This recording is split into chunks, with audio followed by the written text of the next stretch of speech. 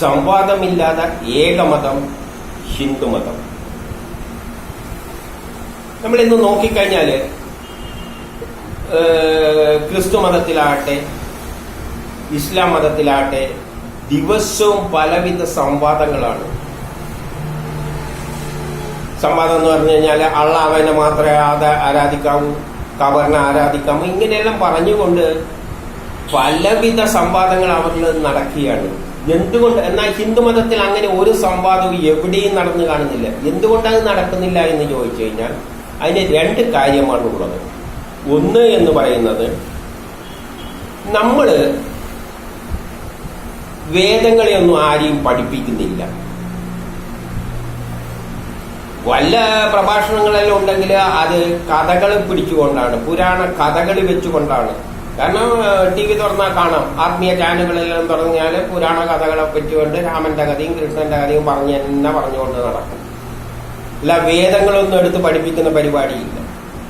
എന്നാൽ അവരെ വേദഗ്രന്ഥങ്ങൾ, അതായത് ഖുറാനും ബൈബിളും എല്ലാം അവർ വരികൾ വെച്ച് അർത്ഥം പറഞ്ഞുകൊണ്ട് അവർ പഠിപ്പിക്കുന്നുണ്ട്. അപ്പൊ പഠിപ്പിക്കുമ്പോഴാണ് എന്ത് പറ്റുന്നത്? സംശയങ്ങൾ ഉണ്ടാവുക, ആശയപരമായ തിരിച്ചറിയാൻ പറ്റാത്തപ്പോൾ രണ്ടുപേര് രണ്ടാശയത്തിലേക്ക് പോകും, അവർ തമ്മിൽ സംവാദം ഉണ്ടാവും. അതാണ് മുസ്ലിം സമുദായത്തിലെ എപ്പോഴും സംവാദങ്ങളാണ്. കാരണം എല്ലാം ഖുറാനിൽ പറഞ്ഞ വെച്ചുകൊണ്ട് തന്നെയാണ്. ഒരു വിഭാഗം പറയാം അള്ളാഹനെ മാത്രമേ, അതിൻ്റെ ഉള്ള വഴി അതിൻ്റെ അകത്തുണ്ട്. വേറൊരുത്തിൽ പറഞ്ഞിട്ടുണ്ട് എന്റെ കവറിൽ വന്നു കഴിഞ്ഞാൽ ഉത്തരം കിട്ടുന്നു. അപ്പൊ അത് വെച്ച് വേറൊരു വിഭാഗം, കാരണം അവരെപ്പോഴും സമ്പാദിച്ചായിരുന്നു. കാരണം അവർക്ക് ഈ ഗ്രന്ഥം മാറ്റാൻ പറ്റൂലല്ലോ.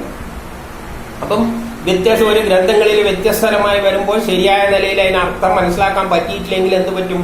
അത് സംവാദത്തിലേക്ക് പോകും. അങ്ങനെയുള്ള വഴികളും എന്തിലുണ്ട്? വേദത്തിലുണ്ട്. ഉദാഹരണമായിട്ട് വേദത്തിൽ പറഞ്ഞിട്ടുണ്ട് എന്താണ്?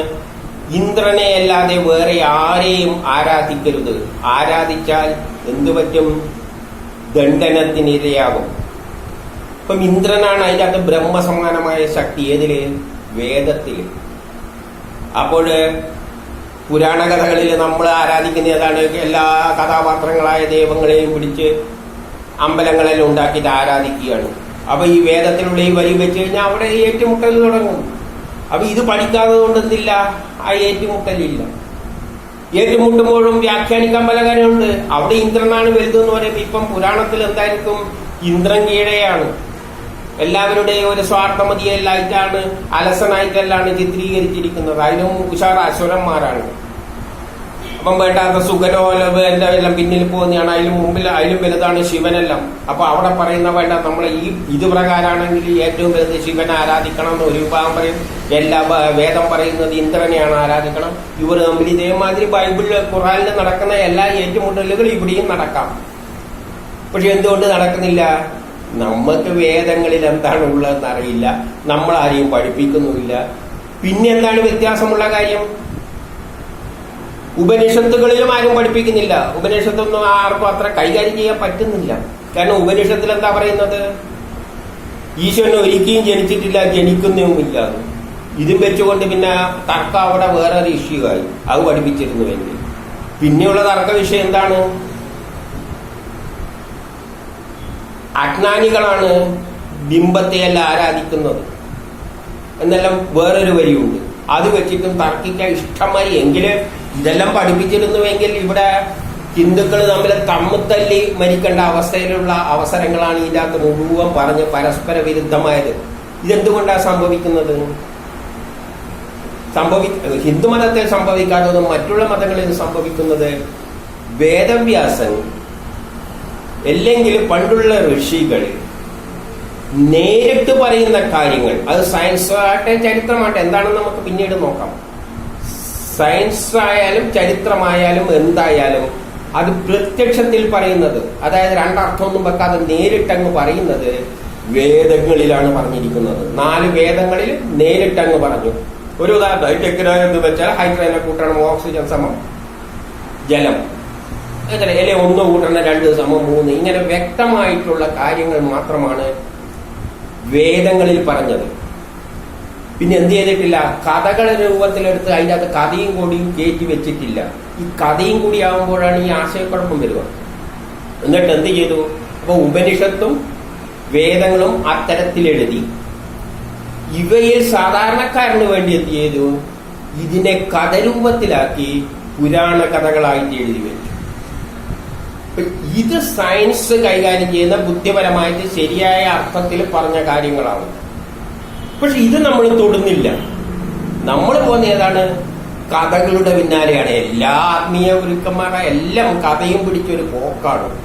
അപ്പം പിന്നെ എന്തില്ല, തർക്കിക്കേണ്ട ആവശ്യമില്ല. കഥയല്ലേ, കഥയിലെ ദൈവങ്ങളെല്ലാം നമ്മൾ അമ്പലമെല്ലാം ഉണ്ടാക്കി ആരാധിച്ച് അങ്ങനെ പോകുന്നു.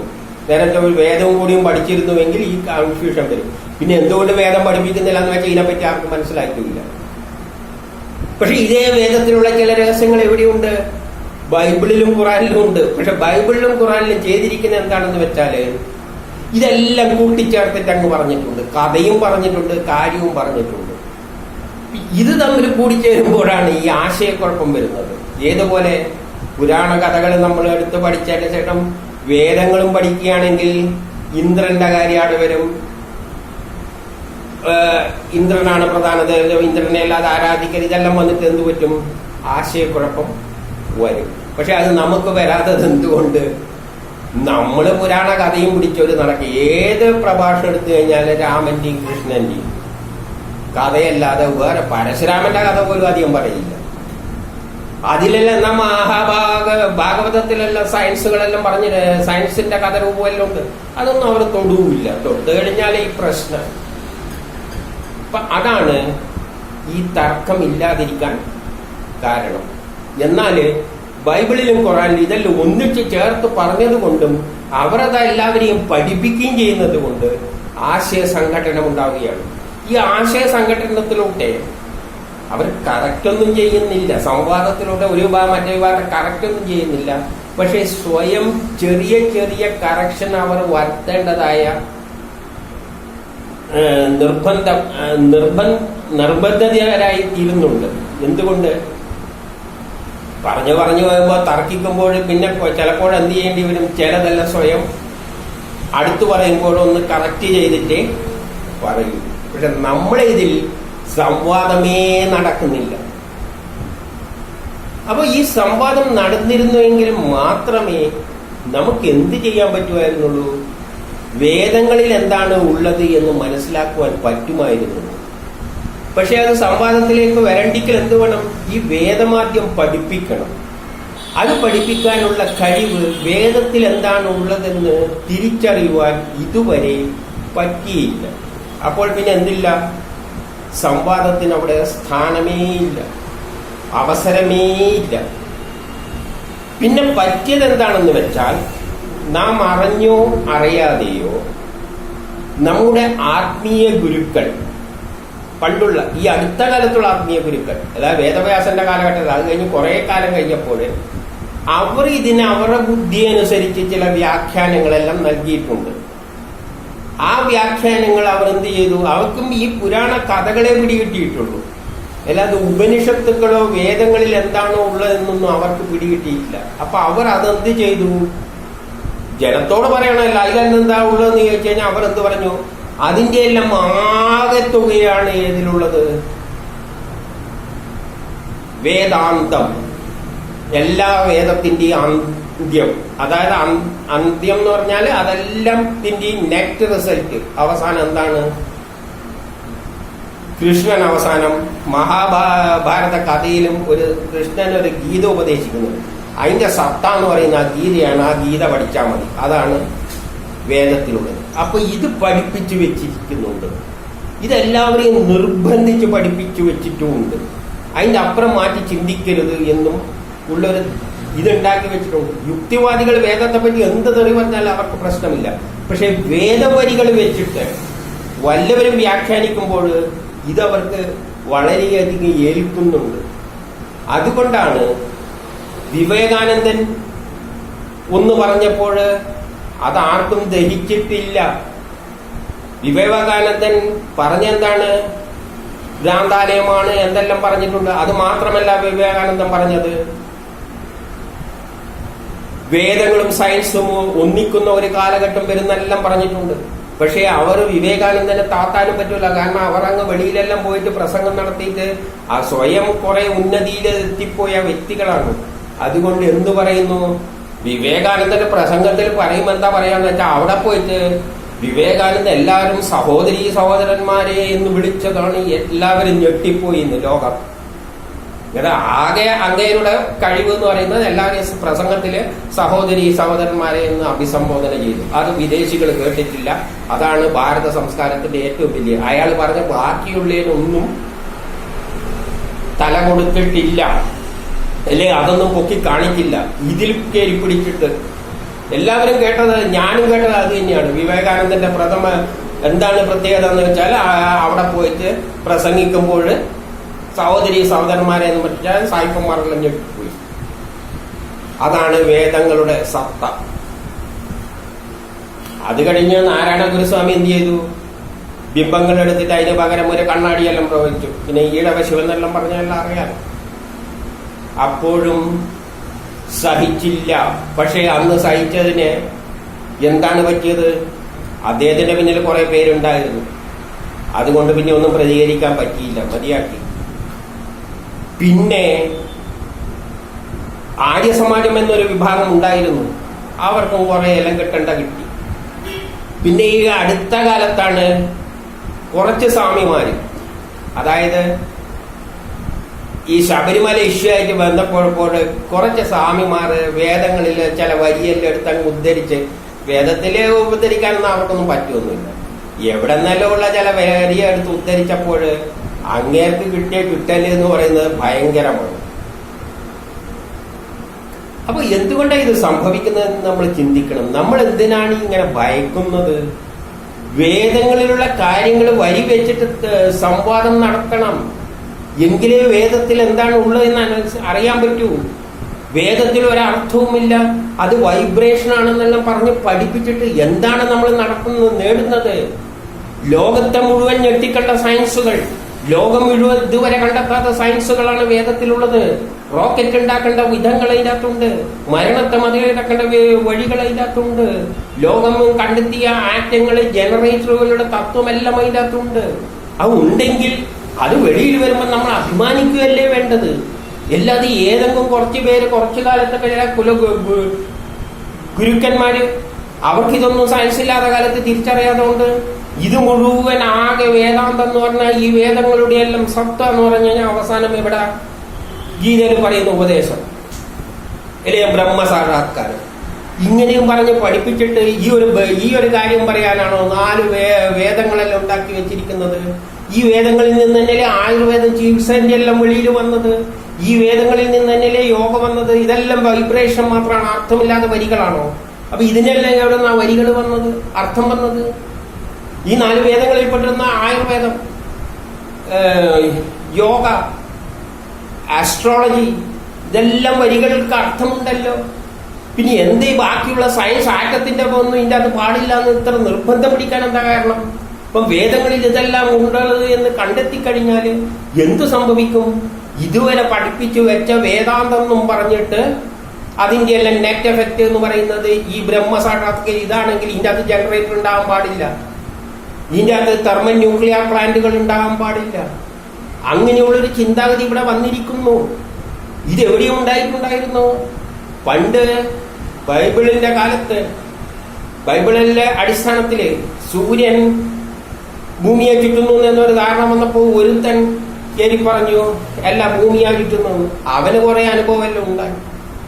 അവൻ ജനങ്ങൾ മുഴുവൻ 5 പക്ഷത്താ, അപ്പുറത്തെ പക്ഷത്താണ്. എന്തുകൊണ്ട്? ബൈബിളിൽ ഇങ്ങനെ പറഞ്ഞിട്ടുണ്ട് പോലും. യഥാർത്ഥത്തിൽ ബൈബിൾ ഇങ്ങനെയാണോ പറഞ്ഞതെന്നല്ല എടുത്ത് ശരിക്കായിട്ട് അർത്ഥം വെച്ച് മനസ്സിലാക്കുമ്പോൾ ഇത്തരത്തിൽ നമ്മളിപ്പോഴും പറയുന്നത് സൂര്യൻ കിഴക്കുദിക്കുന്നു എന്നാണ്. സൂര്യൻ കിഴക്കുദിക്കുന്നില്ല, അത് പ്രാക്ടിക്കലായിട്ട് അങ്ങനെയല്ലേ, നമുക്ക് സൗകര്യത്തിന് അങ്ങനെ പറയുന്നതാണ്. വേദങ്ങളിൽ പോലും എന്ത് പറഞ്ഞിട്ടുണ്ട്? ഭൂമി സൂര്യനെയാണ് ചുറ്റുന്നതെന്നും അതിന്റെ സ്പീഡുകളെ എല്ലാം കൃത്യമായിട്ട് പറഞ്ഞു വെച്ചിട്ടുണ്ട്. സൂര്യൻ വേറെ ചുറ്റുന്നുണ്ടോന്നും എല്ലാം വ്യക്തമായിട്ട് അതിൻ്റെ അകത്ത് പറഞ്ഞിട്ടുണ്ട്. പ്രപഞ്ചത്തിന്റെ ഘടനയടക്കം വേദത്തിൽ പറഞ്ഞിട്ടുണ്ട്. അപ്പോൾ നമുക്ക് എന്തുകൊണ്ട് അങ്ങനെ ചിന്തിക്കാൻ ഇവർ അനുവദിക്കുന്നില്ല? എന്തുകൊണ്ട് ഈ ഒരു വിഭാഗം മനുഷ്യന്റെ ചിന്താശക്തിയെ തടുത്തു വെക്കുന്നു? കാരണം അവർക്കെന്തോ ഭയക്കുന്നു.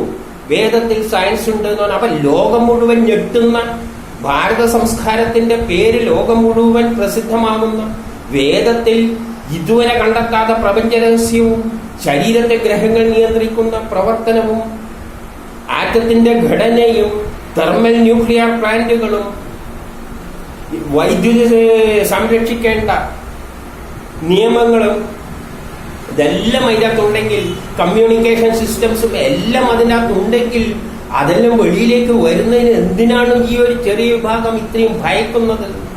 അപ്പോൾ സംവാദങ്ങൾ നടക്കണം. സംവാദങ്ങൾ നടക്കുമ്പോഴാണ് വേദത്തിലേക്ക് ഓരോ ആളും ഇറങ്ങി ചെല്ലുക. അതിൻ്റെ അതൊന്നൊരു ചെറിയ കഷ്ണം സയൻസ് കിട്ടുമ്പോൾ ജനം മുഴുവൻ അതിന്റെ മേലെ ചാടി വീഴും. അതിൽ നിന്ന് ഒരു സയൻസ് പുറത്തേക്ക് വന്നു കഴിഞ്ഞാൽ മതി, ജനം അതിലേക്ക് ചാടി വീഴും, എല്ലാം മാന്തിയെടുക്കാൻ തുടങ്ങും. പക്ഷെ അപ്പോൾ എന്താണ് ഇല്ലാതാകുന്നത്? വേദാന്തം എന്ന് പറഞ്ഞാല് ഈ ഗീത പറഞ്ഞിരിക്കുന്ന കുറച്ച് വരികളാണെന്ന് പറഞ്ഞ് പഠിപ്പിച്ചു വെച്ചത്, അതിന്റെ കടക്കലാണ് കത്തിവെക്കുക എന്നിവർക്ക് നല്ലവണ്ണം അറിയാം. അതുകൊണ്ട് വേദത്തിൽ സയൻസ് ഉണ്ട് എന്ന് പറയുമ്പോൾ അവർ ഞെട്ടുന്നു. എന്നാൽ വേദത്തിൽ എന്താണ് ഉള്ളത് എന്ന് പറയുവാൻ അവർ തയ്യാറുമില്ല. അപ്പോൾ വേദത്തിലേക്ക് ആരും കടക്കരുത്. അതിലെന്താണ് ഉള്ളതെന്ന് ഉണ്ടെങ്കിലും അത് മിണ്ടരുത്.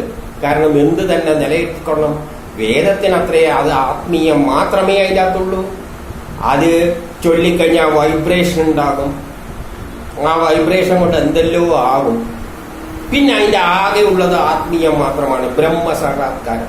അതിന്റെ ടോട്ടൽ കൺസോൾട്ടേറ്റ് ചെയ്ത് എടുത്തു കഴിഞ്ഞിട്ട് അതിന്റെ സത്ത എടുത്തു കഴിഞ്ഞാൽ ഗീതയിലുള്ള കുറച്ച് വരികൾ തീർന്നു. ഇത്ര മാത്രം മതി. അതിന്റെ അപ്പുറം വേദത്തിൽ വേണ്ട. വേദവ്യാസം തന്നെ വന്ന് പറഞ്ഞാലും പറയും അവിടെ നിന്നാ മതി, കടമൊന്നും പറയണ്ട, ബാക്കി നമ്മൾ തീരുമാനിച്ചോളാം. ഈ അവസ്ഥയിലേക്ക് നമ്മൾ എത്തിയിട്ടുണ്ട്. ഇത് ഒരുതരം ഭയമാണ്. അല്ലാതെ